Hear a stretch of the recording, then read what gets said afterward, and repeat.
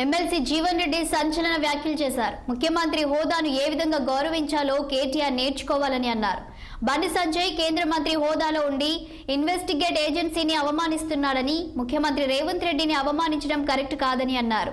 గత ప్రభుత్వం రూపొందించిన ధరణిలో ఉన్న సమస్యలకు పరిష్కారం కల్పించేందుకు ప్రభుత్వం భూభారతిని తీసుకొచ్చారని, సంక్రాంతి కానుకగా భూభారతిని అమలు చేయాలని సీఎం రేవంత్ రెడ్డికి విజ్ఞప్తి చేశారు. నూతనంగా ఏర్పడినటువంటి కాంగ్రెస్ ప్రభుత్వం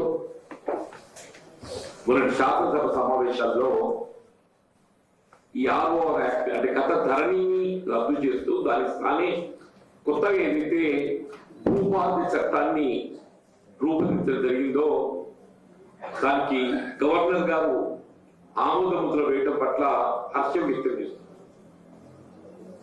ఇక్కడ వాస్తవంగా గత ధరణితో ఏదైతుందో స్థానికంగా రెవెన్యూ పరిధిలో మనం పరిష్కరించుకో అవకాశం ఉండే సమస్యలు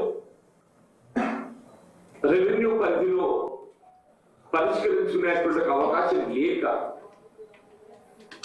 ఇవాళ తప్పనిసరిగా న్యాయస్థానాన్ని ఆశ్రయించే విధంగా చట్టంలో పొందుపరచడంతో లక్షలాది ఫిర్యాదులు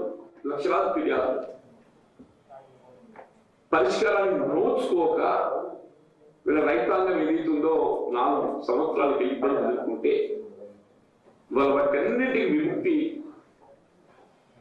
లభించే విధంగా చేయబడే విధంగా ఇప్పుడు మనకు నూతనంగా రూపొందించుకున్న భూభారతిలో ప్రధానంగా మనం గమనించాల్సింది అపీల్ ప్రొవిజన్.